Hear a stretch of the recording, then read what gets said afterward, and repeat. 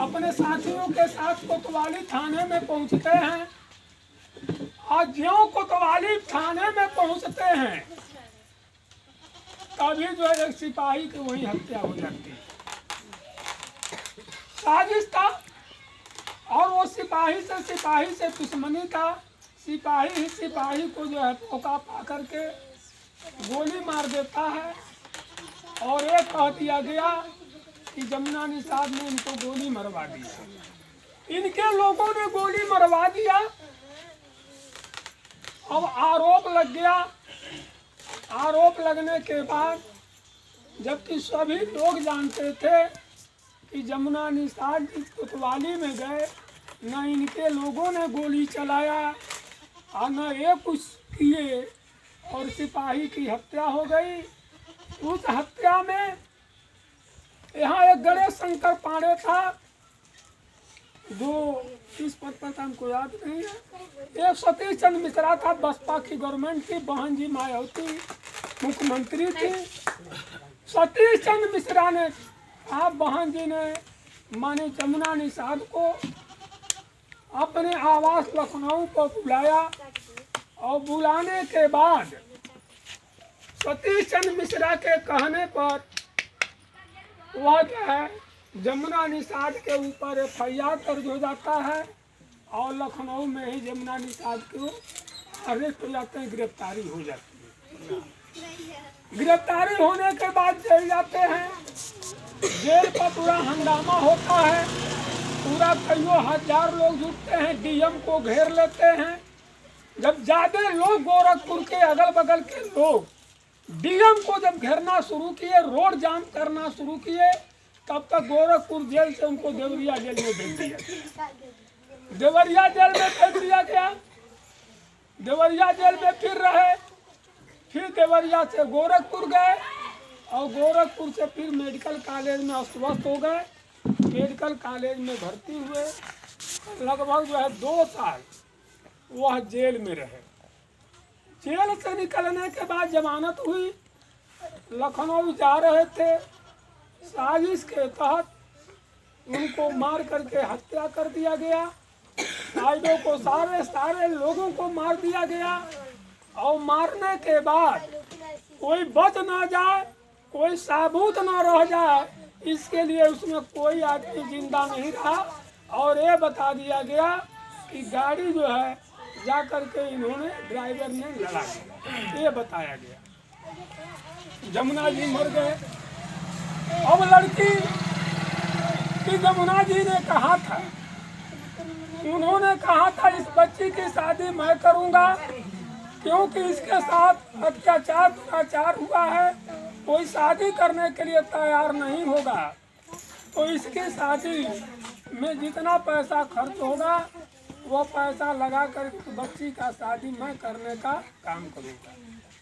बीच में जेल में चले जाते हैं। शादी तय हो जाती है, लेकिन शादी का दिन भी मुकर्रम हो गया कि फला दिन की शादी होगी। जेल से जब बाहर हुए तो उसी बीच में जमुना जी की हत्या होती है, मर जाते हैं। तो जब शादी की बात आती है तो समाज में तमाम नेता बोले कुछ लड़की की शादी मैं करूंगा। कई लोगों ने बोला, लेकिन उनके लड़के बोले मेरे पिताजी कहे थे इस बच्ची की शादी मैं करूंगा, तो इसलिए मेरे पिताजी नहीं कर पाए, तो मैं उनका पुत्र हूँ, इस लड़की की शादी मैं करूंगा। तो उन्होंने लड़की का शादी उनके पुत्र ने किया। जब कोतवाली में गोली चली तो बहन जी भी जानती थी कि जमुना निषाद गोली नहीं चलवाए हैं, वो चाहती तो जो है उसका जांच करवा लेती। यदि यह जांच हो गया होता तो सही दोषी पकड़ा गया होता, सही दोषी पकड़ लिया गया होता, लेकिन बहन जी ने ऐसा काम नहीं किया। और उसके बाद जब इनकी हत्या भी हो जाती है तब भी CBI जांच नहीं होता है, क्यों इनका हत्या हो गया। फूलन देवी की हत्या हो गई, उसका भी जांच नहीं हुआ। तो तमाम जो है पिछड़े समाज, दलित समाज के लोगों की जो हत्या होती है तो उसमें जांच नहीं होता है, उनकी सीबीआई जांच नहीं करती है। लेकिन एक ब्राह्मण का हत्या हो जाएगा, एक ठाकुर का भला ही वो गुंडा है, भला ही चोर बदमाश है, आज जब उसकी हत्या होगी तो उसका आदेश सीबीआई जांच शुरू हो जाएगा कि इसका हत्या कैसे हुआ। तो हत्या तो जमुना जी का भी जांच होना चाहिए। फिर जो है आए थे अखिलेश यादव, आए थे मरने के बाद जब ब्रह्मभोज वगैरह था, शिवपाल आए थे, तो इन्होंने कहा था कि मेरी गवर्नमेंट बन जाएगी तो मैं सीबीआई जांच कराऊंगा। लेकिन उनकी गवर्नमेंट भी बन गई, लेकिन उन्होंने सीबीआई जांच के लिए एक बार उन्होंने प्रार्थना पत्र जो है गवर्नमेंट से, केंद्र सरकार से उन्होंने सिफारिश नहीं किया। तो यह हालत, ये पिछड़े समाज, दलित समाज के लोग हैं, आपके ऊपर अत्याचार दुराचार होगा तो आपका रपड़ थाने में नहीं लिखा जाएगा। ठीक है, लड़ाई आपसे हो जाएगी। जब आपसे लड़ाई होगा तो उसी में एक आदमी इधर से हो जाएगा, एक आदमी उधर से हो जाएगा, मुकदमा दर्ज हो जाएगा, तब जो है आपके ऊपर मुकदमा दर्ज हो जाएगा।